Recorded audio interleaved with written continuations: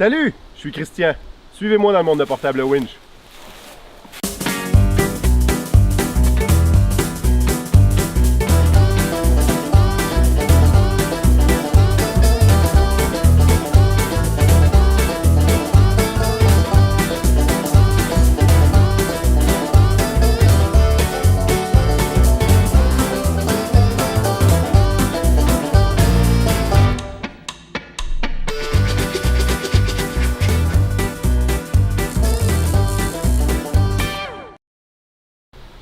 Bonjour!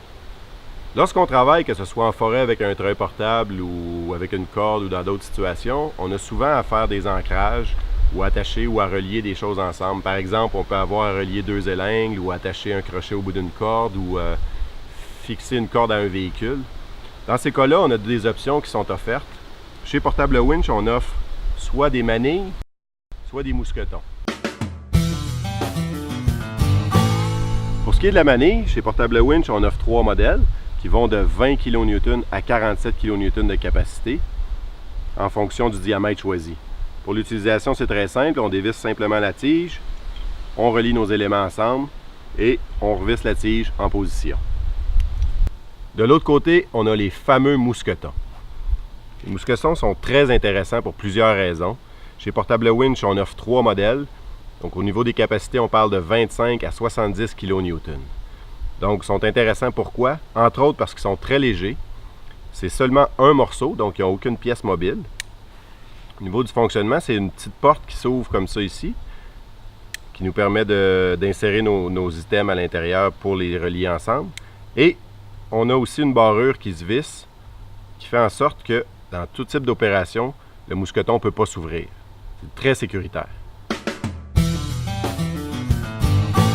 Donc, j'aimerais ça regarder avec vous quelques exemples de ce qu'on peut faire avec un mousqueton, dans quelles utilisations on peut s'en servir.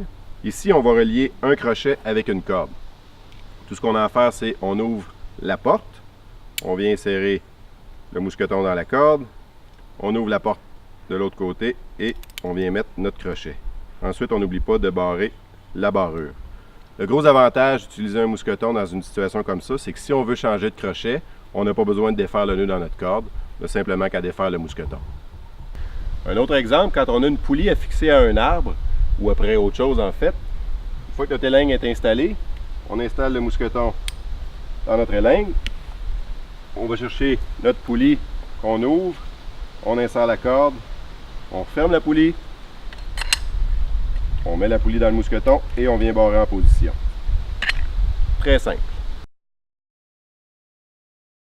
Un autre exemple, ici on voit qu'on a un très gros arbre. Dans ce cas-ci, j'avais une élingue suffisamment longue, mais dans le cas où j'aurais deux élingues plus courtes, je peux en relier ensemble.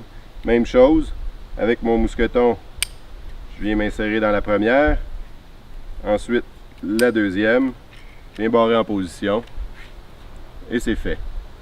Un autre exemple, il se peut dans certaines situations que vous ayez besoin d'attacher le bout de votre corde à un point d'ancrage, comme un arbre par exemple.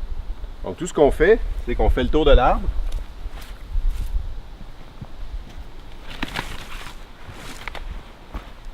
On vient attacher le mousqueton à la corde. On visse. Et ensuite, on barre en position. En terminant, c'est certain qu'il y a plein d'autres situations où on peut utiliser soit une manille ou un mousqueton. Ce qui est important, c'est de bien choisir en fonction de la charge qu'on a à tirer. Vous allez trouver toutes les spécifications sur notre site Internet. Voilà, je vous remercie de votre attention.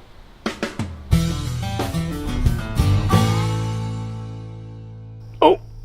J'ai oublié de vous dire, il y a d'autres vidéos à voir.